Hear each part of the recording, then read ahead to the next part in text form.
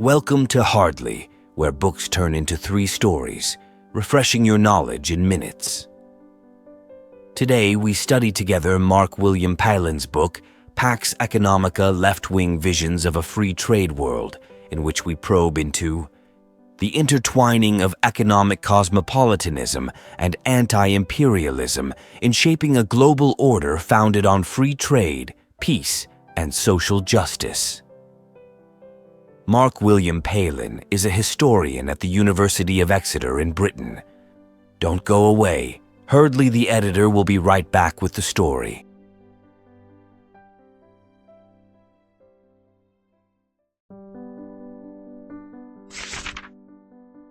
Today, we explore 3 compelling stories that illustrate the efforts of left-wing visionaries to reshape the world through free trade, anti-imperialism, and social justice. First, we delve into the 19th century Manchester radicals who championed a free trade movement amidst Imperial Britain. Then, we examine the early 20th century American feminists who connected their struggle for women's rights with a broader campaign against imperialist trade policies. Finally, we move to post-World War II. Japan, where a Christian pacifist movement advocated for a global economic order rooted in fraternity and cooperation. These stories collectively demonstrate the enduring belief that economic interdependence could foster a more peaceful and just world.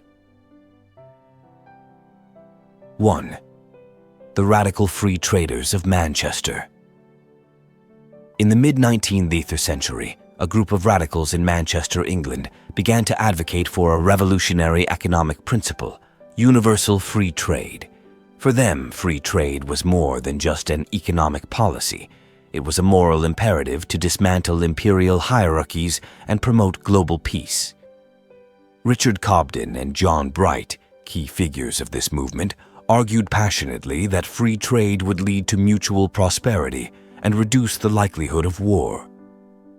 We believe that the moral effect of free trade will be to draw nations more closely together in bonds of peace and amity, they declared. Despite facing opposition from the British aristocracy and industrial elite, who saw the removal of tariffs as a threat to their interests, the Manchester radicals persisted. They held public meetings, wrote pamphlets, and lobbied Parliament, advocating for the repeal of the Corn Laws, which kept grain prices high to benefit the landed gentry. The repeal campaign culminated in a dramatic showdown in Parliament, where Cobden delivered a powerful speech that emphasized both economic justice and human rights. The vote was close, but the Corn Laws were repealed in 1846, marking a significant victory for the free trade movement. However, the radicals understood that this was just the beginning. Their vision of a global free trade world was still far from realization. This triumph in Manchester was a crucial first step, but it was only the start of a longer struggle. Looking across the Atlantic, the free traders saw new challenges and opportunities for their ideas to flourish. 2. The feminists' free trade fight in America. In the early 20th century in the United States, feminist activists began linking their fight for women's rights with a broader campaign against imperialist trade practices. These women, many of them suffragettes, believed that economic exploitation and gender oppression were deeply connected. Florence Kelley, a prominent feminist and social reformer, argued that the fight for women's rights was intertwined with the fight for global economic justice. At a rally in New York, she declared, "When we say free trade, we mean freedom from all forms of tyranny, economic, political, and gendered." The Women's Free Trade League, founded by Kelley, became a powerful force. They organized demonstrations, circulated petitions, and wrote extensively in the press. Their most notable campaign was against tariffs on imported goods from Asia, which they argued perpetuated imperialist exploitation and limited economic opportunities for women. They highlighted the garment industry, where poor working conditions and low wages were directly tied to restrictive trade policies. Their campaign gained traction, and they secured a hearing before Congress, where Kelly's testimony was a turning point. How can we speak of freedom when half the world's population is enslaved by unfair economic practices? Though they did not succeed in repealing all tariffs, they achieved several victories, including reducing tariffs on textiles and raising public awareness about the links between free trade, gender equality, and anti-imperialism.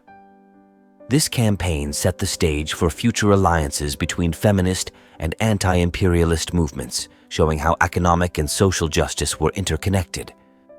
As these American feminists advanced their cause halfway across the world, another group was beginning to see how economic ideas could shape a more peaceful and just society.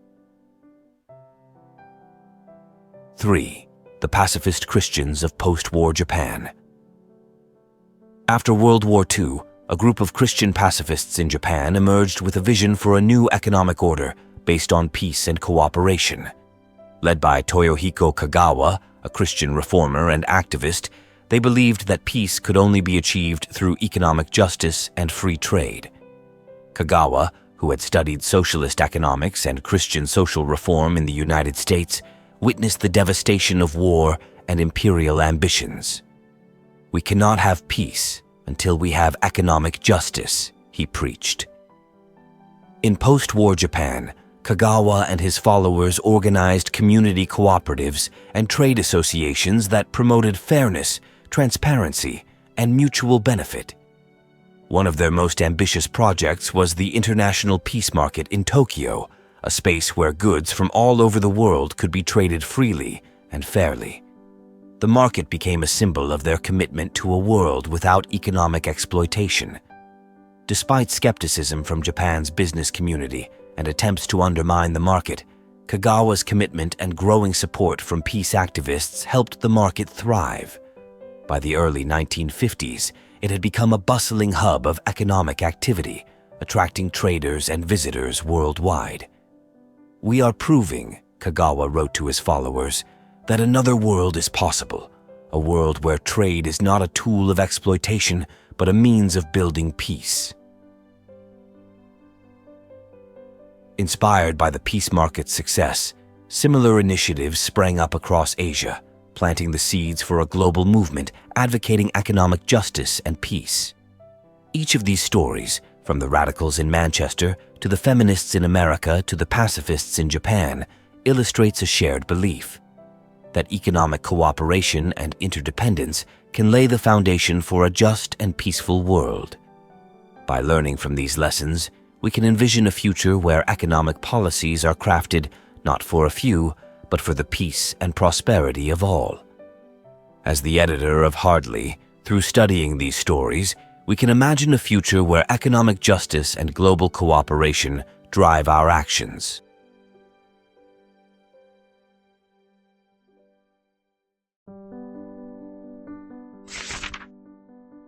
Reflecting on the intertwined relationship between economic cosmopolitanism and anti-imperialism, we see how these ideas have shaped movements and policies across different eras and regions. The belief that free trade could foster peace, dismantle imperialistic structures, and promote social justice has driven numerous activists and reformers to challenge the status quo. One particularly striking story from the book is the campaign of the International Peace Congress in Brussels in the early 1900s. At this gathering, a diverse group of left-wing activists, socialists, and pacifists came together to advocate for a global free trade agreement that would reduce tariffs and eliminate trade barriers. They argued that economic interdependence would not only promote prosperity, but also prevent wars by making countries economically reliant on one another. Their plea, "Trade, not war," echoed through the halls and captured the imagination of many, including the young delegates who would later become leaders in their respective countries. Although their proposal did not immediately result in a global treaty, it planted the seeds for future economic cooperation and set a precedent for international dialogue. The journey through these narratives highlights the enduring power of economic ideas to shape global relations. As the editor of Hardly, by understanding these historical struggles for economic justice and peace, we can better navigate today's challenges and envision a future where global cooperation prevails over conflict.